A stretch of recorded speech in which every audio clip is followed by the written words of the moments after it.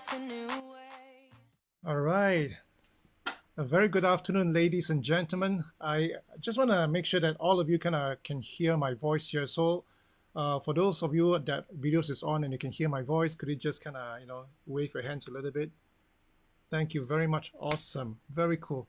So once again, everybody, welcome to Strength Asia, third series of talks here. We took almost a what do you call it? Gosh, at least 2 3 weeks of breaks here, right? From our last session, and let me just turn off my fan a little bit. From my last session here, and now we are back, and this is our third series of talks here. And the series is entitled "The 4 Rs of the New Era," and the new era, of course, we all know it's really about the COVID-19 post. So once again, everybody, my name is Pong, and I am the CEO and founder of Strength Asia. And what Strength Asia does is that we are a organization that's based here in Singapore, and we work with many different organizations throughout Asia, helping them build a culture of engagement. And by engagement, we simply means, how do we get, the leaders of the organization, the managers, the executives to be more highly energized in what they're doing, and in turn, become more influential and become more impactful in the work that they're doing, and in the process that they are engaged with one another, that the relationships between the teams, relationship between one another becomes really, really super awesome here. So, and Strength Asia, we've been, doing this since, the lockdown of COVID a few months ago.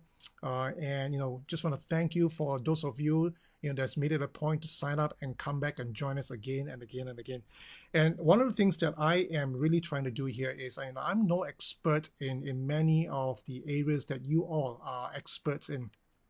But essentially, I think when my team and I sat down and begin to, talk a little bit about, this whole idea of doing a talk, for people around the region, we just felt that, hey, since we are coaching leaders and we are encouraging organizations, we are trying to be an example, to people around us here, why don't we just share, the little tips, the little ideas that we have. So the thing is these are my personal experiences. These are the things that I cull, from, the experiences of working with people around the region here, and I hope they are helpful to you. And if there's anything that you can share with me, I would love you to interact with me. So today we are doing it via Zoom. At the same time, we are doing it via our Strength Asia Facebook Live. So for those of you who are in Facebook Live, I want to say hello and welcome. And for those who are in Zoom, once again, hello and welcome. And if there's anything that you want to kind of make a comment, ask a question, go ahead in Zoom, use the chat box. You have that capability. Just use the chat box and kind of type in a question, or input some of the comments that you may want to say, and my colleagues in Strength Asia is gonna highlight to me, and where appropriate I'll respond to you. And same thing for those who are in Facebook Live, go ahead and put it on the comments here, and likewise we will respond to you. So with that, let's get started here, right?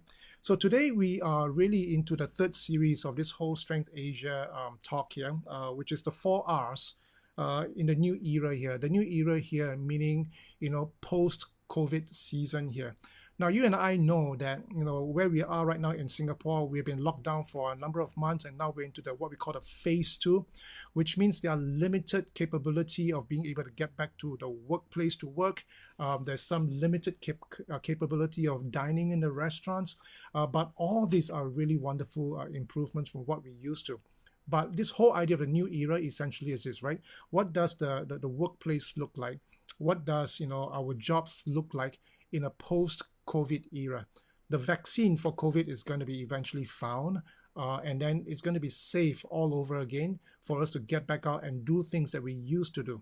But the question that I have for every one of us here is this: would life be back to normal, or would life distinctly be different? Now, you be the judge here, right?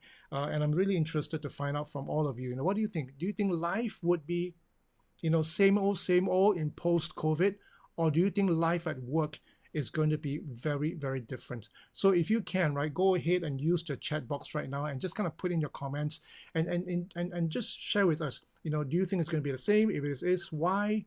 if it's going to be distinctly different, where do you think are the areas where the changes are going to be most distinctly felt? All right. So while you kind of think about it and input onto the chat box and also onto the comment page on Facebook Live, let me just share with you what I have planned for today. Now, the talk is going to be 4 talks. So our next talk is going to be next Thursday at 3 p.m. On the 23rd of July. And the 4 talks are all, starting with the letter R. Today is about re-envisioning the workplace. Next week, we're going to talk about restarting the workplace culture. And then, the following week is going to be about reframing. And the last one is about reinventing ourselves all over again. So re-envision, restart, reframe, and reinvent. So re-envision, what does it mean? Well, re-envision is to basically to be able to catch a glimpse of the future all over again. It's like we already had some idea what was, right, which is in the past. We have some idea, the present on how what we thought about our future in the past is being affected in the present. Now, as we look forward as what's to come, we are asking ourselves a simple question. Do we need to relook? Do we need to re-understand? Do we need to reimagine the possibilities of where our businesses, where our jobs, where our responsibilities are going to be heading towards? Now, I think I'll be really honest, right? A lot of what we are all saying is we are just looking at all the data, all the experiences that has happened to us, since COVID, right? And we are pulling it everything into the present, and we're asking, given what we are doing today, how much of this is going to change the way we are going to go forward here? And to be honest, your guess is as good as mine, right?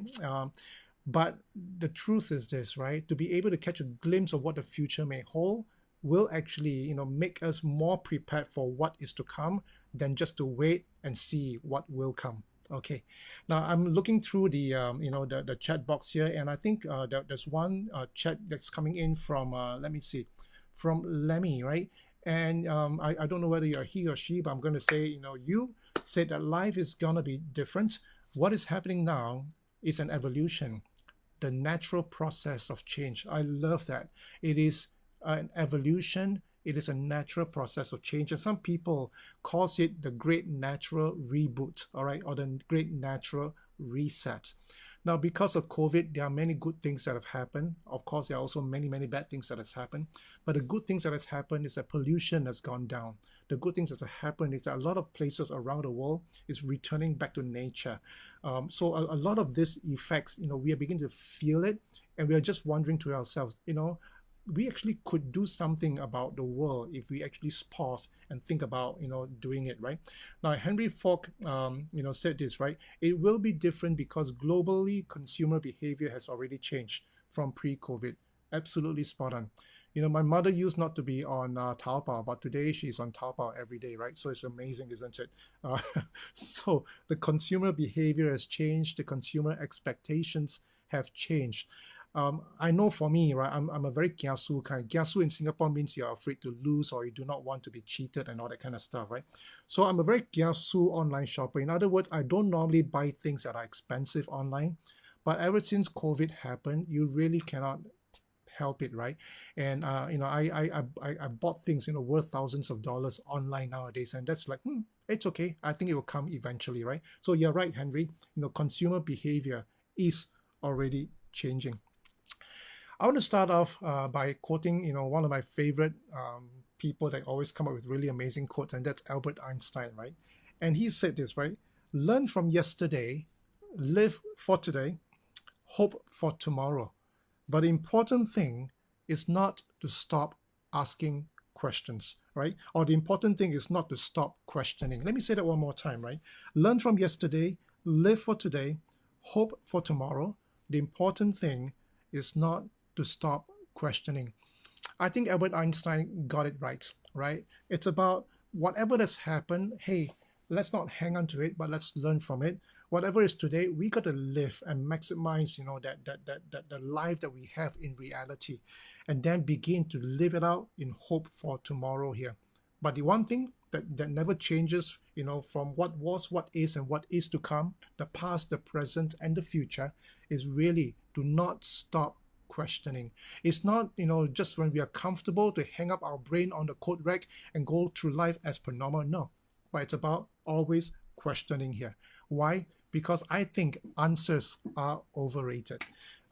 Every time when you're looking for answers, you begin to stop being curious. You begin to stop, being able to, how do I say this? Being able to explore, right? You essentially do not progress, but you're just stuck in certain answers that you have. So I think answers are overrated, but I think the part that we really want to have is the ability to ask great questions, because great questions, anytime, by a mile, right? Always beat smart answers here. The great questions that we can ask essentially will allow us to be able to catch a glimpse of the future. Why is this happening it this way? With COVID going through this particular momentum right now, how is it going to impact our future? How is it going to impact our businesses? How is it going to impact the relationship that we have? How is it going to impact the way we serve our customers? How is it going to impact our logistics, and our plans, that we have laid out all this time?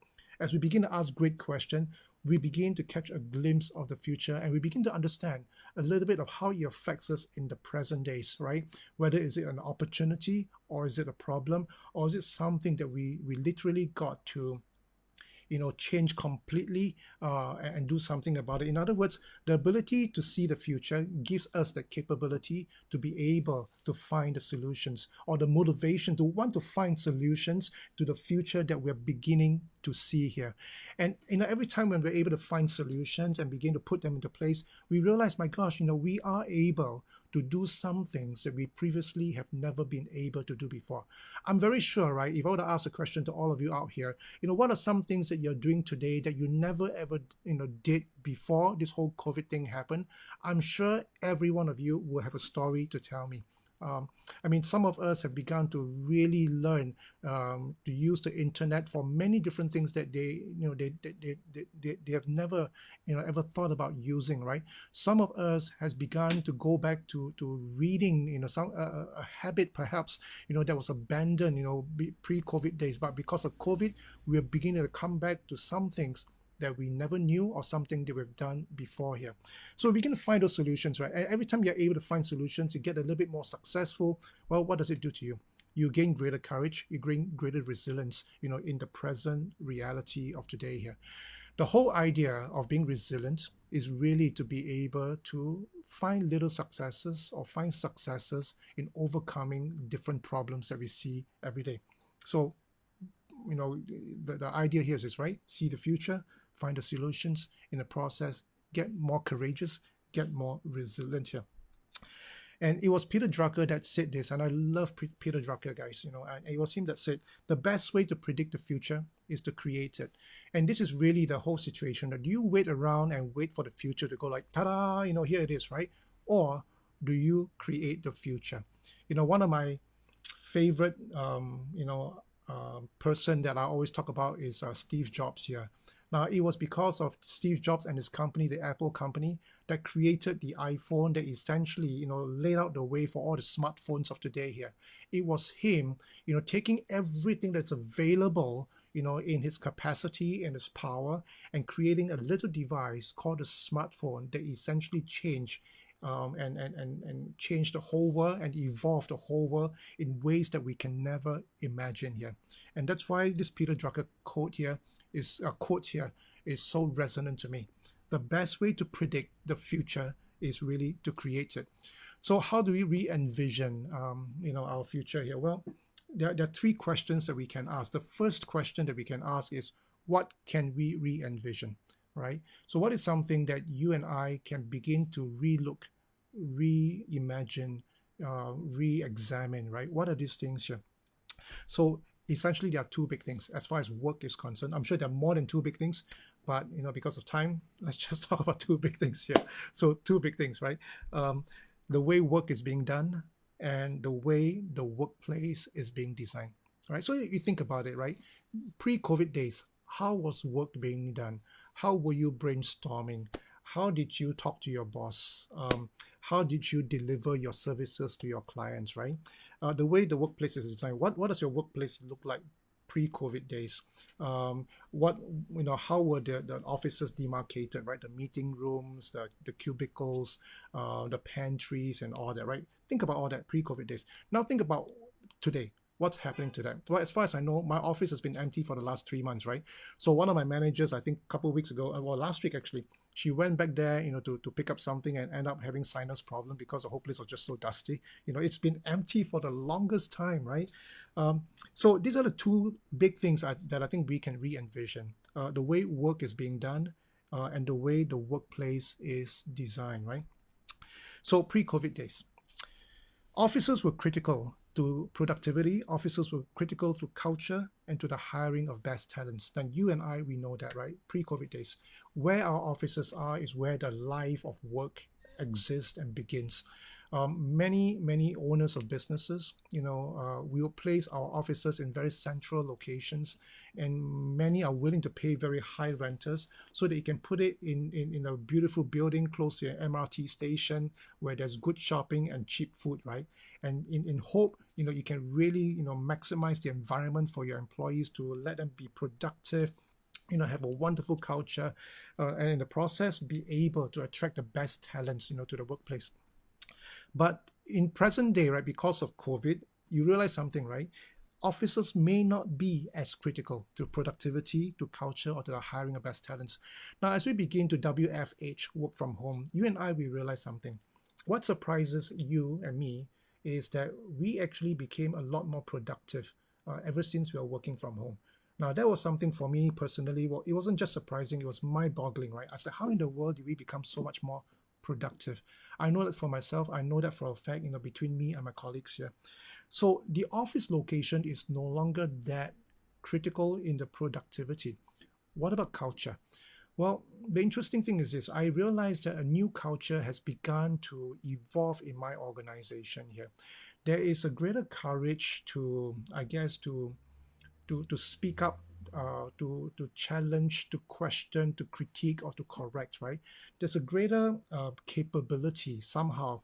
I think partly because when we were working face to face in pre-COVID days, you're just waiting for one another. You're looking at body language to kind of interact with one another. But somehow, when you are, when we begin to work from home, we begin to get into technology a lot. It becomes so focused, on the person whose face is on the screen right in front of you. And that somehow, I think, changes the way we interact with one another. So on my part here, culture has definitely become a whole lot better. So in the present days, offices, locations, right? What it provides in terms of this of the amenities and the location and the and the comfort may not be as critical to what we think it was before. Going to the future. And the future, I think, as I begin to envision that, this is what I think I am beginning to see. That it's going to be a case where less of people is going to go to work compared to more of work going to people. Does that make sense, right? It's going to be a case where it's going to be lesser of people going to work compared to work going to people. Because today, we can work anywhere we want, and the work comes to us. We don't go to the place to do the work here. So I run Strength Asia. We are in the business of engagement. In other words, we do a lot of coaching of people in organization.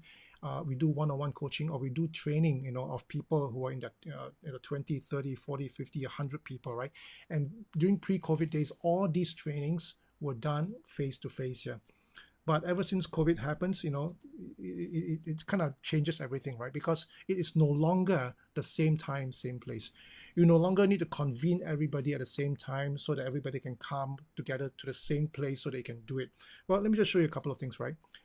This is me on my work desk here, and that guy in front of me is Mumu.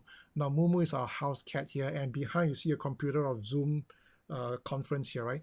This just happened last week. So last week, together with my colleagues, we ran a 4-day accreditation of this program called Soundwave, where it helps people, acquire the tools of skillful dialogue, of communication. How do you use this with one another in teams, in organization, in families, in communities, right? Now, this was a full day accreditation course, right? And the whole time, that cat just feel that the spot in front of my computer is the most comfortable, and she's there the whole time. Now, this will never ever happen in pre-COVID days, but with the present, this is highly possible. And the fact is this: we had a really, really productive time doing the accreditation with Mumu in presence, the whole time here. I'll give you another example. Again, just about a couple of days ago, I did a workshop with one of the largest companies here in Singapore, and we were working with the leaders on how do you develop strength-based leadership here. And because of COVID, they have team A and team B, right? So team A is working from the office, but team B is working, from their homes all over Singapore here. And essentially they say, hey, look, could you conduct a workshop live at the same time, connect to people at home and make sure that it's dynamic and energetic? Well, the truth is this, 3-4 months ago, I would be incapable of doing this, right? But today, because of the rapid learning that my team and I has been learning, we have been able to deliver workshops on a hybrid basis, right? We can do it live in front of you, together, connected to people who are, in their homes, and at the same time be able to maintain that energy and the engagement in the things that we do here. The next thing is this, right? Because of this whole post-COVID thing, right? It's no longer same design, same workplace. Now, one thing that's going to really happen is how your workplace is going to be designed. I suspect that a lot of workplace is going to change, from single fixed sitting into a lot more open collaborative spaces here. Why? Because I think it's going to be a situation where people are not going to go back to their office every day, even with phase 2 in Singapore coming on, and eventually post-COVID, and it's safe to go back again. I don't think it's going to be the same life as usual anymore. So I think a lot of spaces is going to be, going from fixed into open and collaborative. And another possible thing that might happen is that, owners of businesses may not put all their money into one single location. They may actually put their money into different locations throughout the city, where they may even be possible where you pay as per demand, right? So for example, a team may want to gather in Orchard Road in some office somewhere to kind of have a meeting or a brainstorming session. Another team may say, look, we're going to go to, I don't know, Paya Lebar and do something over there. And these are just multiple locations, and they are decentralized, and at the same time they are synchronized at the same time. So no longer same design, same workplace here. It's going to be no longer same place for all roles here, right? Because some of us is going to be working on site, some of us is going to be working totally remote, but some of us could be in a hybrid kind of role here, right? Part remote, part on site here. Like you go in once a week or go in once a month. And like I mentioned before, right? This whole working from home thing is no longer a rare occurrence, but it is already a normality here. Schmidt, who is the ex-chairman of Google, he said this, right? What COVID did for us is a fast forward 10 years of development in the workspaces here. So what we think, could happen in 10 years time actually is happening right now, partly because of technology. Now, if you notice, the conferences, the virtual conferences have grown by leaps and bounds ever since this whole COVID thing happened here. The next thing here, right? The second question that you and I can ask with regards to envisioning is, what do we have? And there are 4 simple ideas that I want to kind of share with you, right? Now, what do we have in order to envision the future and to claim the future that we have, right? So this is a simple matrix. The top part is need or don't need, right? The vertical part is have or don't have. What is it I need, or what is it I have in order to be able to envision the future and be able to do what I want to do? So what do you say to something that you need and you actually have, right? Well, essentially that is what I call a resource. A resource is something that you have, that you need, and actually you have it. So I need to change my business model from here to there, and I do have the people to do that. That is a resource. Now, what do you call something that you don't need and actually you do have? Well, we call that a luxury, right? It is something that you don't need, but you have. So it could be excess capacity, it could be excess whatever. What about something that you need and you don't have? Well, something that you need and you don't have is what we call very often a limitation, right?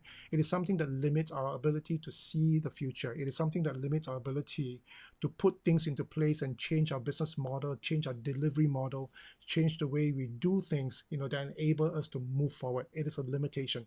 I need certain things. I need certain skills. I need certain technology. I need certain advice. I need certain whatever, but I don't have them. And the last one is don't need, don't have. What do you call that? Well, truth is this, right? who cares, right? We don't need that, and we don't have that, right? Nobody cares. Um, and the thing that I really want to talk about is really this whole idea of limitation here. Limitation is it's a very powerful idea here. Well, as the word describe itself, it limits you, right? It limits your courage, it limits your ability, it limits your thinking, it limits your imagination, it limits the things that um, you would do. And every time it limits you, there's fear. And with the fear, essentially what it does is that it stops you. It stops you in your tracks in everything that you do. So whether those limitations are real or fake or imagined, right? It doesn't matter. It just stops you in your tracks. Yeah. And so how do we overcome something like this? In order to envision a greater future and be able to claim that, right? Well, go back to what we talked about just now, right? Answers are overrated, right? Answers are overrated because great questions are more powerful. Great questions are more powerful than smart answers. Yeah. So there are some things that we can do, right? To be able to ask great questions so that we can catch a glimpse of the future, find the solutions, and in the process, get over the limitations and gain that courage and resilience to do the things that we want to do. So we don't need smart answers because smart answers tell us be fearful, right? Be scared. Um, well, we need to ask great questions, and questions that we can ask to get around at stopping us is something like who says I need it? Who says I need that particular skill? Who says I need to learn that? Can I do something else, right? What about this? How else can I solve this if I don't have that particular need? The other one, which is a little bit more proactive, right? Where can I learn this? Where can I acquire this particular skill? Now, a lot of people, ever since they saw me on the internet doing my live stream and all that, they say, "Hey, Kim Pong, really love what you're doing because what you're doing is so professional." And then I want to say, "Hey, thank you very much," right? But truth be told, all that I'm doing today and all that I've been doing for the past few months, these were skills that were totally absent, about 3 to 4 months ago. I knew next to nothing about what I'm doing today. But today I can zoom in and zoom out and do all kinds of stuff, with the technology that before would have cost somebody, hundreds of thousands of dollars to do it. But because of technology, it enables us to do all this powerful media intervention, right, for a fraction of a cost here. So where can I learn this? I learned this a lot on the internet, believe it or not. So the other question is, who can help me? And this really kind of segue us into the third question that we can ask regarding envisioning here. Who can help me? Who can help you? And one of the things that I learned about this is this, right? No man is an island, and you do not have all the answers. Um, and I knew that for a fact because I'm not used to, I mean, we're still doing it, except that with COVID, we are doing lesser. So we do a lot of work, around this methodology called Lego Serious Play. Now, Lego Serious Play is about using Lego bricks to help people to solve problems three-dimensionally. How do you use three-dimensional imagination and thinking to solve the wickedest problems, right, in your organizations or in your relationships here? And in Lego Serious Play, one thing that comes up again and again and again is the simple idea that you do not have all the answers, right? You do not have all the answers. So who have all the answers? The collective does. The people that's around you. So when you're in a COVID-19 situation, whether is it now or into the future, right? The truth is this, and this is no different whether is it COVID, non-COVID. We always know that people around us, give us the collective courage, the collective resilience, the collective solutions, the collective responses here, right? It's just that because of COVID, it's made it even more compounding, more urgent, and more obvious that the collective is so critical. Um, and the idea is simply this, right? Is to really open up the conversations and allow people to ask questions, allow people to contribute here. And one of the things I learned about this whole collective thing is this, right? We always challenge the questions, but not the persons here. And this whole idea of the collective is a very powerful, what I say this, um, angle, right, to this whole idea of envisioning the future here. So that's about it, right? So these are the three questions that we can ask regarding our re-envisioning our future at our workplace here. What can we re-envision? What do we have? And who can help me? And the whole idea of re-envisioning is to re-look, re-see, reimagine, what the future holds, and then asking ourselves, hey, what are we doing about it? So in conclusion, let me just end with this, right? Are you looking at what is going to happen, right? Or are you looking what you want to make happen? Are you looking at what is going to happen, or are you looking at what you want to make happen? So with that, ladies and gentlemen, I just want to thank you and hope that you've benefited from this afternoon's of sharing here, and do make it a point on your calendar to join us again next week on the 23rd of July at 3 p.m., where we go into talk number 2 for our third series here, where I'm going to be talking about restarting your workplace culture here. Okay, so with that, ladies and gentlemen, thank you very much. I will see you guys next week, right? Bye bye. Think I'd try this a new way. I'm gonna show you the tricks that I know. I'm getting tired of talking, and I need more of a show right now. It's time that you made your mind up, 'cause lately all it ever does is change. Feels like we're only talking, going round and around, back around. I will fight like no other.